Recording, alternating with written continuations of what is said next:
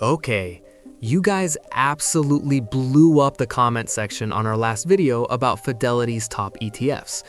We've dove deep into Vanguard before that, but today we are completing the holy trinity of brokerage firms. We are talking about Charles Schwab. And I have to be honest with you, I thought the Fidelity lineup was good, but when I started digging into the data for Schwab for 2026, I realized this isn't just another top 3 list. This is an absolute cracker with a massive twist at the end. You see, Schwab does things differently. They have a growth fund that is currently embarrassing the S&P 500. They have an income fund that everyone called old cargo last year, but it's gearing up for a legendary comeback in 2026. And the biggest twist of all? Everyone thinks you need Vanguard's VOO to track the market. Schwab has an answer to VOO that is broader, has the exact same dirt cheap expense ratio, and here's the kicker, might actually be psychologically easier for you to buy every month. If you're looking to retire in the next 10 years, like I am, you need to understand these 3 tickers. Let's hack your wealth with Schwab. We know Vanguard is the grandfather of indexing. Fidelity is the king of zero fees. So what is Schwab's identity? Schwab is the investor's best friend. They are famous for obsessively lowering costs for us retail investors. Every ETF we are looking at today has an expense ratio between 0.03% and 0.06%. That is practically free money management. If you're watching this on your big screen TV right now, maybe you're 50, 55 years old, planning that exit strategy from the corporate grind, Schwab's lineup is tailor-made for you. Let's look at the first one, which happens to be one of my personal favorite ETFs. Number 1 is SCHG. Schwab US Large Cap Growth ETF. This is the growth engine of ETFs of Schwab. And full disclosure right off the bat, this is a real wealth hack because I actually own this ETF in my own portfolio. I put my money where my mouth is. SCHG is a growth ETF, more like VUG of Vanguard, or close to VGT and also FTech of Fidelity. No doubt VGT is the winner here in terms of massive growth, but SCHG has the lowest expense ratio, and also VUG. They are growth-driven, unlike the broad market of S&P 500 ETF, like VOO, which is really good, but not totally growth-driven. If you had put $10,000 into the standard S&P 500 10 years ago, you'd have a very nice pile of cash today, about $39,400. But if you had put that same $10,000 into SCHG, you'd have significantly more, about $49,700. Why? Because SCHG doesn't buy the whole market. It filters for the thoroughbreds. It holds about 230 to 250 of the fastest growing large companies in America. You know the names, the Magnificent Seven, plus massive healthcare innovators like Eli Lilly. Now, I hear some of you in the comments already, but isn't growth risky for someone over 50? Listen to me closely. The biggest risk to your retirement isn't the stock market crashing. It's inflation eating your savings alive. You need growth to outrun inflation. SCHG is how you do it. It has a tiny expense ratio of 0.04%. It's cheap, it's aggressive, and it's the horsepower my portfolio needs to hit that 10-year goal. Number 2. The legendary SCHD, Schwab US Dividend Equity ETF. Okay, let's address the elephant in the room.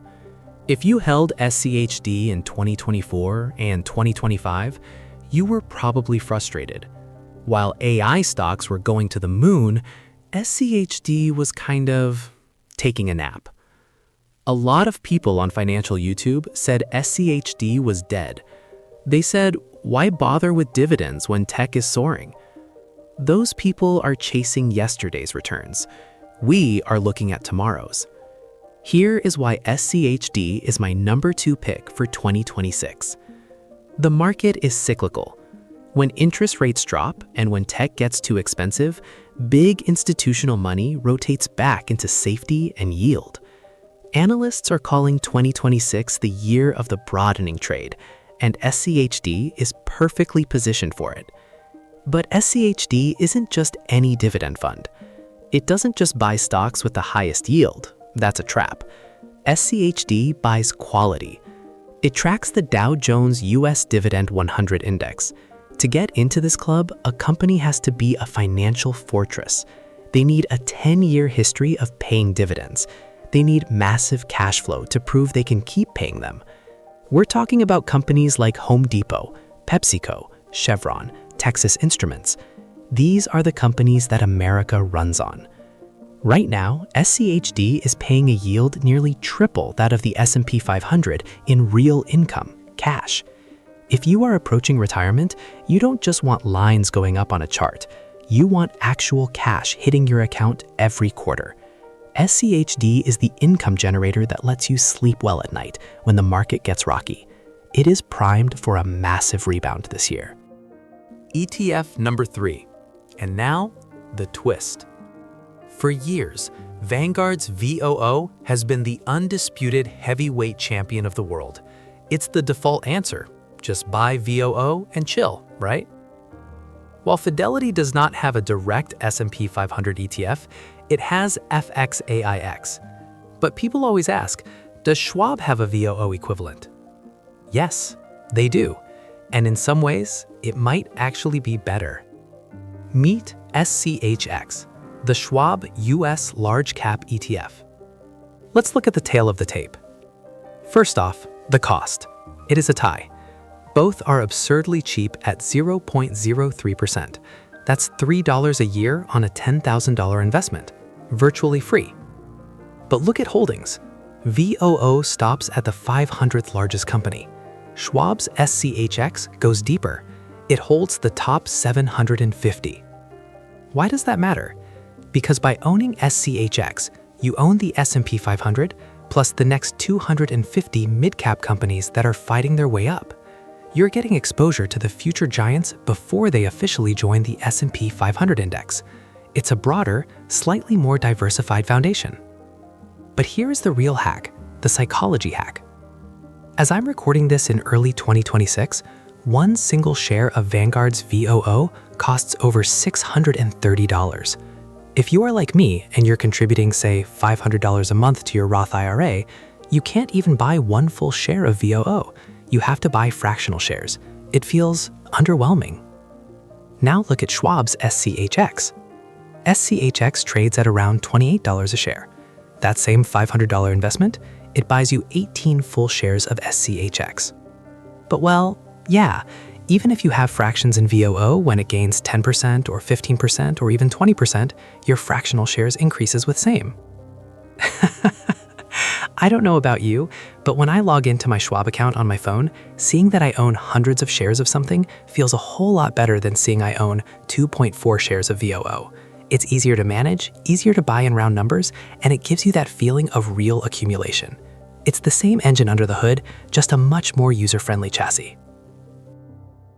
To those of you approaching the finish line or retiring soon, what does SCHD look like in your bank account? SCHD is famous for its reliability.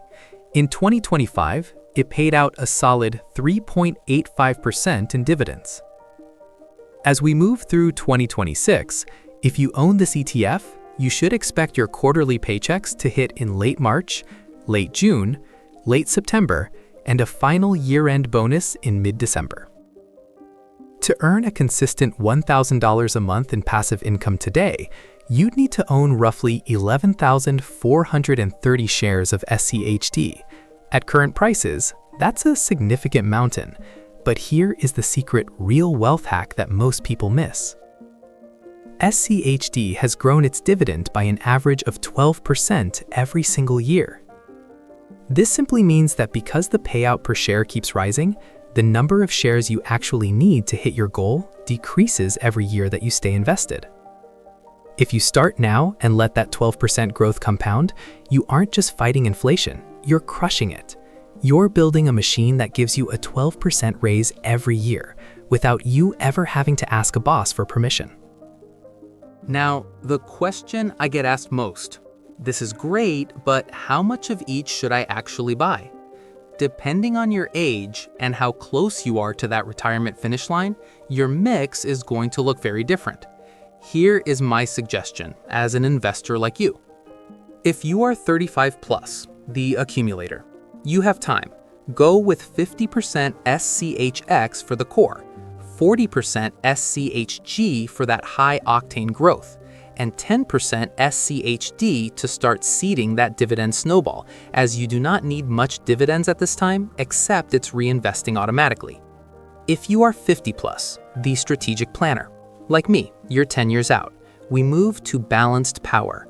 Go 40% SCHX, 30% SCHD to start building that income shield, and 30% SCHG to keep outrunning inflation. If you are 65 plus, the golden years, you need cash flow now. Flip the script. Go 50% SCHD for the massive dividends, 40% SCHX for stability, and just 10% SCHG as an inflation guard for your future years. So there you have it, the Schwab top 3 ETFs to build wealth seamlessly. You have SCHX as your broad foundation, the VOO alternative with a better price tag. You have SCHD as your income shield, ready for its 2026 comeback. And you have SCHG as your turbocharger to beat inflation and grow your wealth fast. You could build an entire 7-figure retirement portfolio using just these 3 funds. You can mix with other brokerage accounts like Vanguard or Fidelity if you wish to. But this raises a massive question. I said SCHX was the alternative to VOO, but is it actually better when put to the ultimate test? In the next video, we aren't just doing a top 3, we are going to war. It's going to be the ultimate S&P 500 showdown. Vanguard versus Fidelity versus Schwab versus International S&P 500 equivalent. Who actually wins in terms of expense ratio, share price, and tax efficiency? You do not want to miss that one. Make sure you hit that subscribe button and ring the bell so YouTube notifies you when the battle begins. Drop a comment below. Are you team SCHD for the comeback this year? Let me know. I'll see you in the next video.